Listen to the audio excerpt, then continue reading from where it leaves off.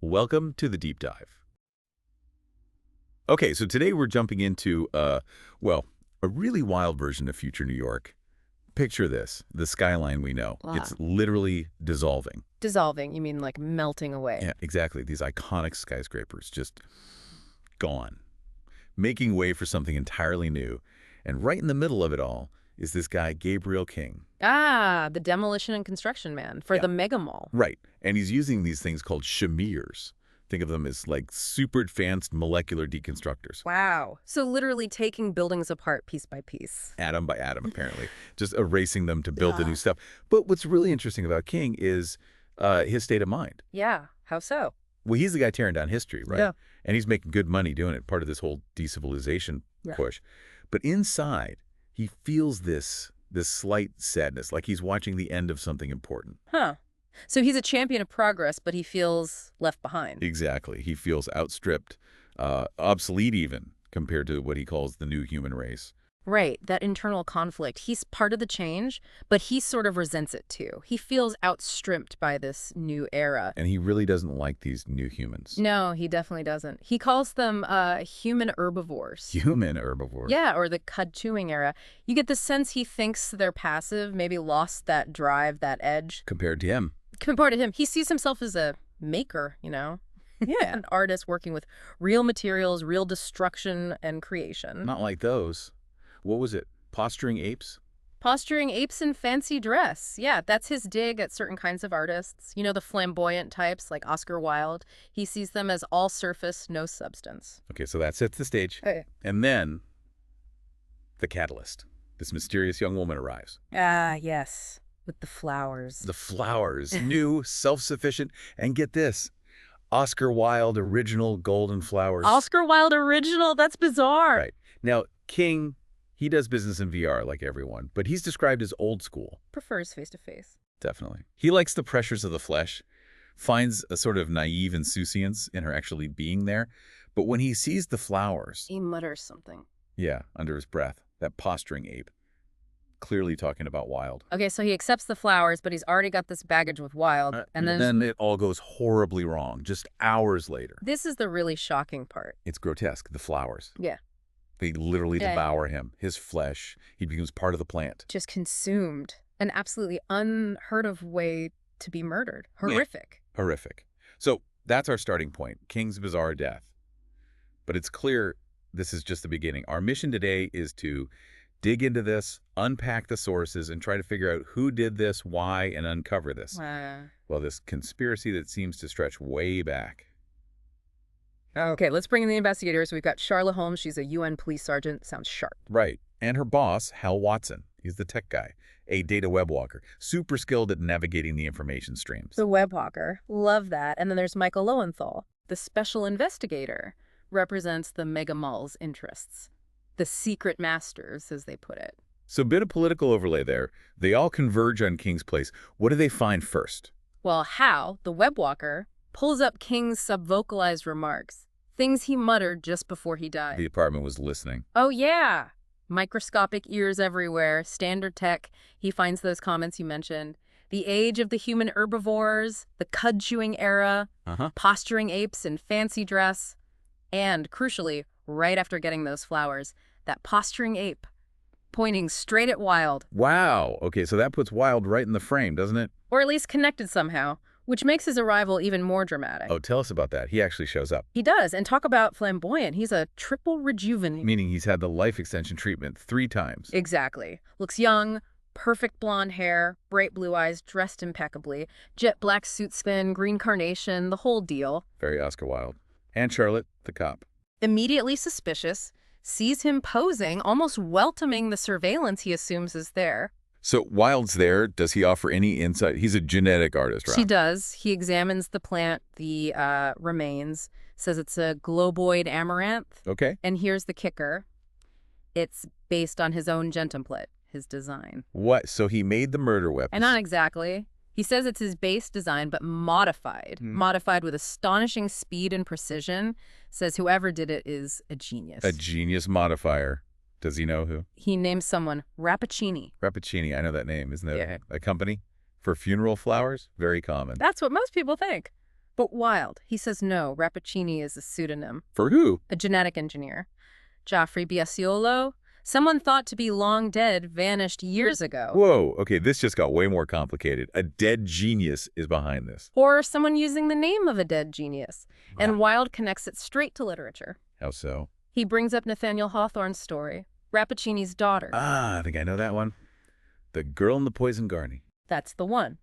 The botanist raises his daughter, Beatrice, among poisonous plants. She becomes immune, but she also becomes poisonous herself, lethal to the touch. Wow, so the parallel is, the killer is like Beatrice, a living weapon, beautiful but deadly. Exactly. It's a direct parallel to the method, the flowers, the deadly beauty. It suggests the killer herself might be engineered. Dangerous. Chilling. And it turns out King isn't the only one. No, sadly not. The investigation quickly links up more deaths. Michi Urashima. The brain feed buccaneer, what is that? Sort of an information pirate, diving directly into data streams. Then Paul Kwiatek, a software guy who basically lived in virtual environments. A VE veg. Okay. And Magnus Tideman, an econaut, so a radical environmentalist. And they suspect a fifth, Stuart McCandless, a historian. A historian, that seems different from the others. It does, but the connection isn't their jobs, it's where they were. Which was? The University of Wollongong in Australia, back in 2322. 2322, that's, what, 170 years ago? Over 170 years, all of them. King, Urashima, Kwiatek, Tideman, McCandless, they were all there together. Okay, that's the link. This isn't random at all. This is old, deep. A very, very long grudge. And the killer executing this grudge. This woman, Julia Harold, she keeps changing her appearance. Constantly shifting her look makes her incredibly hard to track, but she leaves these calling cards. Oh, you're right, the condolence cards with literary quotes. Exactly, and these quotes are keys. They're not random. Okay, break them down for us. What do they say? Well, with Kwiatek, the VE veg, it was Baudelaire. Anywhere out of the world speaks to that desire to escape that malaise. Seems fitting for someone living virtually. Makes sense. What about Tideman, the econaut? That was from Oscar Wilde himself, his poem Adianasia.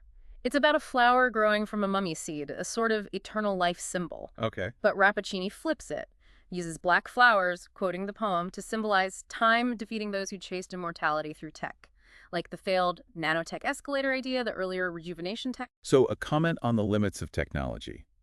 The quest for immortality through things like Zaman transformation. Precisely. A critique of their ambitions, maybe. And then for McCandless, the historian. Milton. Paradise Lost. The mind is its own place. And in itself can make a heaven of hell, a hell of heaven. It's Rappaccini basically saying, I choose my reality, my actions define my world, a defiant statement of intent. This is intense. Art, literature, murder, all tangled up. Lowenthal, the MegaMall guy, must be getting worried. Very. He sees the potential for this to become political. The MegaMall apparently likes a bit of challenge, keeps things fresh, novelty. But they don't want things getting out of hand. Definitely not. Anything that looks like a real movement, a real threat to their control, makes them obvious. So Lowenthal comes up with a theory. He does. A wild hypothesis, he calls it. He points the finger at Walter Jaska. Wait, another name from Wollongong. Exactly. Another alumnus, a creationist genetic engineer. Lowenthal thinks he might be Rappaccini, nursing that 170-year grudge. In Jaska now. He's old, sick, and completely stonewalling the police investigation. So, plausible, right? Yeah, it fits the timeline, the connection. But is it him? It's plausible, but it's not the full story, the real orchestrator. It is Geoffrey Biasiolo. The guy who was supposedly dead. The very same. He used Rappaccini as an alias, but also another one, Gustave Moreau. Yeah. He faked his death and pulled the strings from afar. Moreau. Okay. Yeah. And Julia Harold, the killer. Turns out she's a modified clone of Maria Ignacio. Who's Maria Ignacio? Biasiolo's biological mother. He illegally cloned his own mother to create his assassin. Oh my God, that is incredibly twisted. It gets stranger. Moreau, as Rappaccini, actually stages this play in some ghost town in California. A play, like, with actors. With Julia Harold. Oh. She performs a Salome dance. And the climax. She presents the severed heads of the victims on a platter. Severed heads. King Urashima. All of them. King, Urashima, Kwiatek, Tideman, McCandless, and the last one, Walter Jaska. Jaska, too. So Lowenthal's suspect is also a victim. Exactly. It's a public grotesque performance. And there's a sim of Moreau, the king on the throne, watching it all. What does this sim say? It clears his art Absurd and unthinkable and comical. Says he wants to bring lies back into a world that's tried to banish them. And he explicitly says he wove the work of all my victims into the tapestry of their destruction. Yeah. He used their own skills, their own technologies against them. King Shamir's, Urashima's brain feed tech. They became tools in their own murders, part of his art. That's diabolical. Yeah. So what's the ultimate motive? Why Jaska? Because Walter Chaska is Moreau's biological father. What? Jaska is Bayesiol's father. Yes.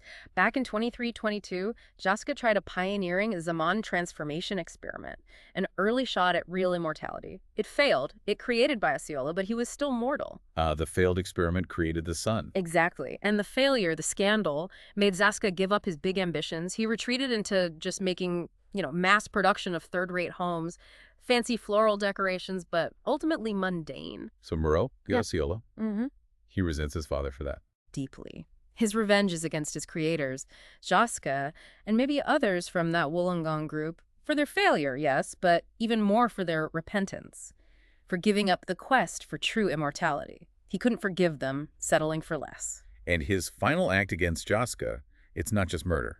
No, it's wiping out his legacy. He targets Jaska's ecosphere, his private island, the thing Jaska considered his life's achievement. Moreau's engineered organisms devour it far more completely than just killing him. Total erasure. Julia Harold. What happens to her after the play? She escapes Kauai, or rather, she's taken, abducted by a giant genetically engineered bird, a rock. A rock, like from mythology. Yeah. Moreau engineered one. It flies her to his private island, another piece of theater. Moreau's Island.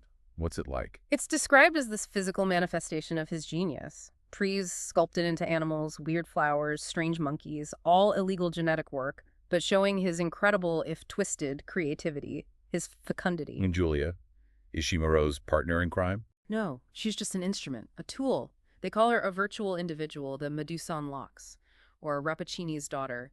She was controlled, has no memory of the murders. So she's captured. What happens to her? The MegaMall basically takes her. Not for punishment, but for the dangerous knowledge she represents. About Moreau's tech, about human AI or human clone interaction. She's a resource now. Wow. Okay, stepping back from the immediate plot, this whole story paints a picture of this future society. It really does. You see the shift from just extending life with rejuvenation, the nanotech escalator, towards trying to achieve true immortality with things like Zaman transformation. An empire of the eternal. But also maybe an empire of the old. Children are becoming rare. Society risks stagnation even as individuals live longer. And there's this constant tension between practical stuff, utilitarian endeavor, and art with a capital A. Absolutely. Moreau frames his horrific acts as art. A divine comedy for billions to watch, something to lodge itself in memory and history. It forces you to ask, what is art's role when life itself is so engineered and controlled? Especially under the MegaMall. Their control seems total information history. Right. The web's vast tree of knowledge is full of disinformation, probably curated by them. They allow decivilization, this constant churning, but only within their rules. Their hardened principles, basically, property and control, are paramount. Don't rock the boat too much. Exactly. Keep the novelty coming, but don't fundamentally challenge the system. And where does Oscar Wilde fit into all this? He seems both part of the system and critical of it. He's fascinating. He calls himself a posturing ape, a fool. He seems to embrace the artificiality, but uses it to critique the age. He believes life, especially a potentially endless one, needs definite style and aesthetic shape. So he represents what? Yeah. Persistence of art, even rebellion within the control structure. Perhaps he's like a counterpoint to Moreau. Both are artists dealing with this engineered world, but Wilde chooses flamboyant style and critique, while Moreau chooses, horrific destruction as performance art. And Wilde leaves us with that unsettling thought. Yeah. About sex coming back into fashion. Yeah, he suggests if basic instincts like actual sexual intercourse are returning, maybe primal violence isn't far behind. He wonders if eliminator activity, like old-school assassins, might return. Suggesting that underneath all the control and technology, basic human nature, the darker parts too, are still lurking. Always a possibility, isn't it? Even in an engineered paradise. So what a deep dive that was. We've seen genetic engineering, immortality tech, corporate control, all crashing into these really fundamental human drives. Revenge, ambition, the need for meaning, the desire to create or destroy as art. Yeah, even conquering death doesn't eliminate horror. It just changes its shape. Its motives become perhaps even more complex, spanning centuries. It really makes you think. If you can live forever and create almost anything, what gives life meaning? What's the point of art then? And how do concepts like success, failure, or even forgiveness work when grudges can literally last lifetimes, passed down through engineered generations? Exactly. It leaves you, the listener, with a pretty profound question, doesn't it?